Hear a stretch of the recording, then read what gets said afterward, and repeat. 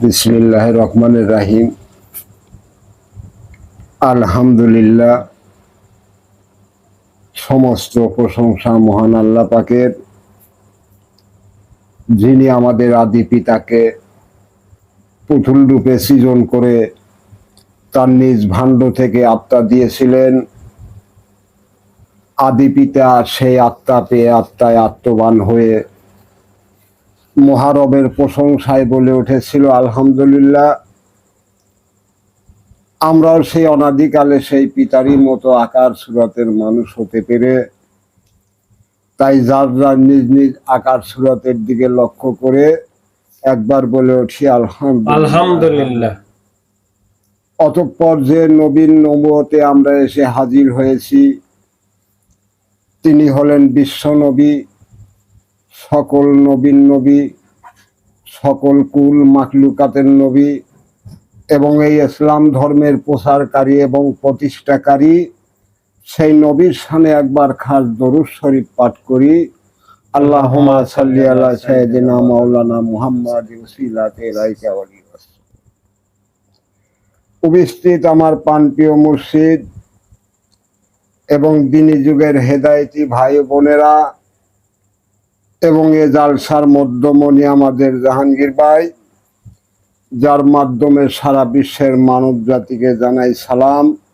আসসালামু আলাইকুম। আজ সোমবার, প্রতি সোমবারের ন্যায় আমার মুর্শিদ পাকের উদ্যোগে এই অনুষ্ঠান হয়ে থাকে ও আজও সেই অনুষ্ঠান আমরা করতে চলেছি। এই অনুষ্ঠানের মূল উদ্দেশ্য হলো, আমরা যেমন মানুষ জন্ম পেয়েছি, বিশ্বের মানুষরাও যেন আমাদের মতো সেই মানুষ জন্ম পায়, যে কারণে আমরা সেই অনুষ্ঠানগুলো, সেই বক্তব্যগুলো আমার মুর্শিদ পাকের হুকুমে আমরা এই মানব জাতিকে তুলে ধরে থাকি। সেটা হলো, কোরআন বিশ্বের মানব জাতি অনেকেই পড়েছে, কোরআনের অনেক আয়াত অনেক রকম করে পড়ে তারা অনেক জ্ঞানী গুণী হয়েছে, কিন্তু আমাদের মূল মুর্শিদ উদয় হওয়ার পরে উনি কেবল বলতেছে কোরআন পড়লেই হবে না, কোরআনের বাস্তবতা আগে বুঝতে হবে। কোরআন কি হুকুম করলো আর আমি কি মানলাম, অর্থাৎ কোরআন আমাকে হুকুম করলো, আল্লাহ পাকের হুকুম যে আমার তরফের হেদায়েত যদি তোমাদের কাছে পৌঁছে তাহা তোমরা গ্রহণ করবে, আর যতক্ষণ তোমরা গ্রহণ না করবে ততক্ষণ তোমরা কাফের। তো এই বাস্তবতাটাকেই আজ বিশ্বের মানব জাতি বুঝতেছে না, কারণ নবুয়তি যুগে সবকিছু খোলা ছিল, যে যেমন করবার পারছে তার কাছে তেমনই হয়েছে। কেউ রাতের সাধন করে রাতের মালিক হয়েছে, কেউ দিনের সাধন করে দিনের মালিক হয়েছে, কেউ পানির সাধন করছে, কেউ মাছের সাধন করছে, কেউ গাছের সাধন করছে, এরকম সকলে সবটি হাসিল করতে পেরেছে। কিন্তু সকল নবুয়তি যখন বন্ধ হয়ে গেল, নবী ঘোষণা করলো আজ থেকে নবুয়তি আর কোনো কিছু চলবে না, এখন দ্বীনি যুগ হবে, এই দ্বীনি যুগের একজন পণ্ডিত হবে, সে আর কেউ নয় আদম নূর, আর সেটা আল্লাহরই প্রতিনিধি। ওটা কোরআনেই ঘোষণা করা আছে যে আমার তরফের থেকে প্রতিনিধি একমাত্র আদমকে পাঠাইলাম, অন্য কোনো গরু ছাগলেকেও নয়, ছাগল বেড়াকে না, হাঁস মুরগিকেও নয়, গাছ বৃক্ষও নয়, এই যে আকাশ বাতাস দেখে এদেরকেও নয়, একমাত্র আদমকেই প্রতিনিধি হিসাবে এই দুনিয়াতে প্রেরণ করা হলো। আর সেই যে আদম আসলো, অতীতের আদম, উনি কেবল এই মানুষ জন্মই দিয়ে গেছে। এই মানুষরা কিভাবে মানুষ হবে এর কোনো বৃত্তান্ত হে দিয়ে যেতে পারে নাই বা দেয় নাই, আর সে যুগে উদয় হওয়ার কথাও না, তার কারণ ওটা নবুয়তি যুগ ছিল। ওই নবুয়তি যুগে কোনো দিনের কাজ হয় নাই, যে কারণে ওই জিনিসটা তারা বুঝতেও পারে নাই, তারা দিন সম্পর্কে কোনো কিছু বলেও নাই। এই দিন, এই রব, এই সুরত, এই সালাত, এই শিও কেবলা কে হবে, এ বিষয় তাদের কোনো কিছুই জ্ঞানে বুঝে আসে নাই। তার কারণ একটাই, ওখানে কোনো নবুয়তি বেলায়েতি ছিল না, ওখানে শুধু নবুয়তি চলত। আর এই বেলায়েতি যুগটাই সেই দিনী যুগ। আর এই দিনী যুগের পণ্ডিতে একমাত্র সেই আদম নুরি, এছাড়া বিশ্বের আর কোনো মানব জাতির ক্ষমতা নাই। আর সেই মানব জাতিকে গড়াবে সেই ঘোষণা আমার মুর্শিদ পাক দিয়েছে যে তোমরা সেই জান্নাতি জীবন যদি পেতে চাও তাহলে আমার কাছেই তোমাদের আসতে হবে। আমি তোমাদের কেবল একমাত্র সেই জান্নাতি জীবন গড়াইয়া দিতে পারবো। আমি কৌশল করে দেব তোমাকে, আর তুমি সেটার চাষবাস করে তোমার সেই জান্নাতি জীবন তুমি এখান থেকে তৈরি করে নিয়ে যাবে। আমি তোমাকে দেব শুধু আইন, যে এই আইনের ভিতরে থাকলে তোমার এইগুলো সংশোধন হবে। আর যখনই তুমি ওটা ওভারটেক করে চলে যাবে তখন আর তোমার কোনো কিছুই হবে না। পরিষ্কার কথা। তাহলে আদম প্রতিনিধি, আদমই কেবল ধর্ম দিতে পারে। এই যে বিশ্বের মানব জাতির তোমরা সবাই এক একজন এক এক রূপরেখা নিয়ে আসো। তোমরা এখনো যে সালাত আদায় করো, এই সালাত কি এ বিষয় আসায় তোমরা কখনোই জানো না। এই সালাত কি করলে সালাত হয়, আর এই সালাত কোথায় থাকে। আমরা তো শুধু নামাজকেই সালাত বানায় রাখেছি। এই নামাজটা শুধু সালাত নয়, সালাত আল্লাহর হুকুম, ওটা আদমকে পড়ানো হয়েছে। আল্লাহর কৌশলে আদমকে সেই সালাত পড়ানো হয়েছে। আর এই সালাতের ভিতরেই সকল নবুয়তি থাকে, যে কারণেই নবীরা সব বন্দী হয়ে আছে। নবীদের আর কোনো কিছুই চলে না, এখন শুধু দিনের পণ্ডিতের চলে। যে দিন এই আমি দেখতেছি তোমাকে, আমাকে, এদিন আমাদের অতীতের দিন ছিল, ওদিন আমাদের নিজস্ব ছিল না।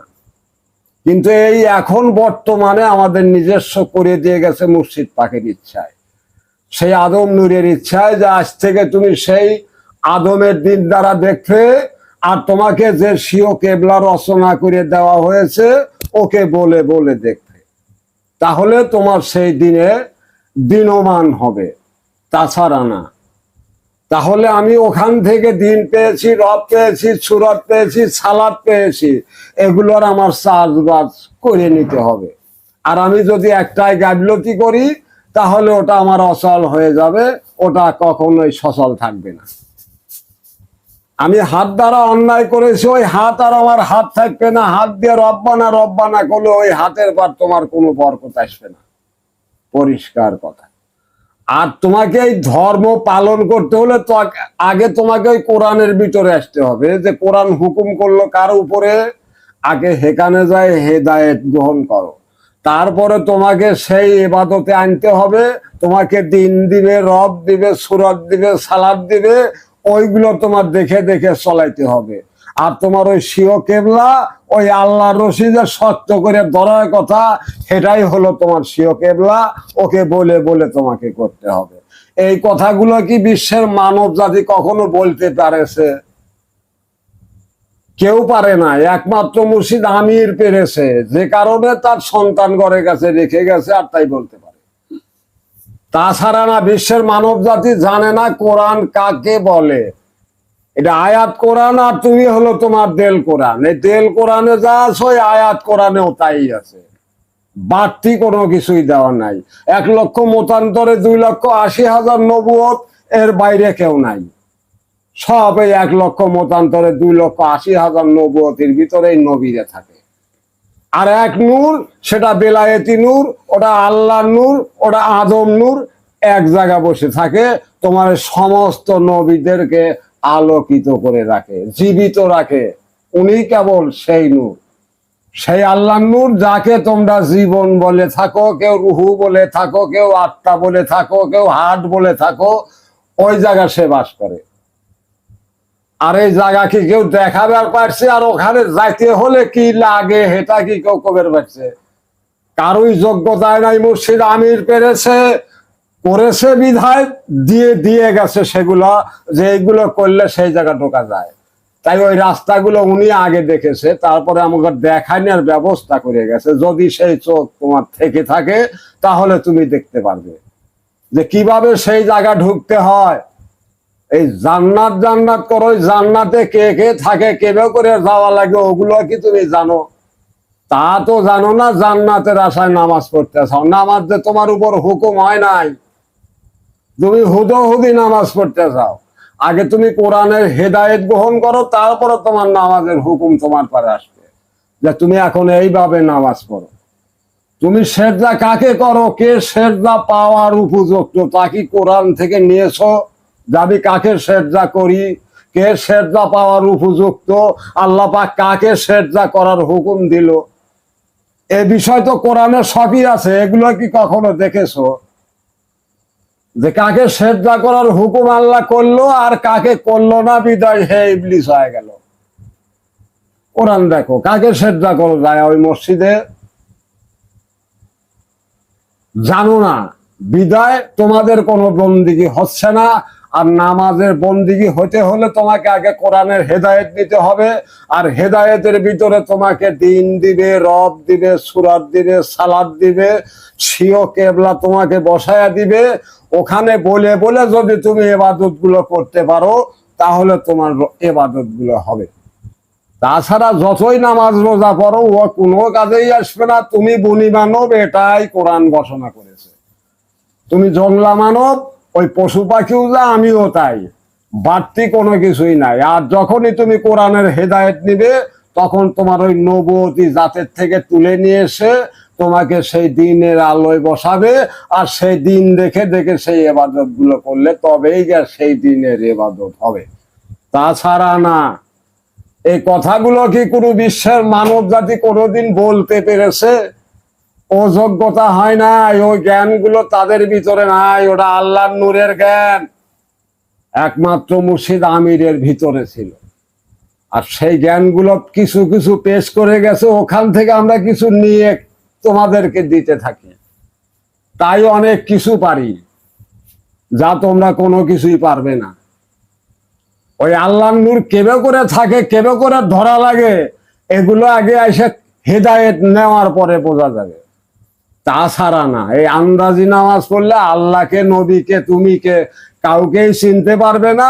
ওই হুদোহুদি নামাজ মন গড়ানোই হবে, তাছাড়া না।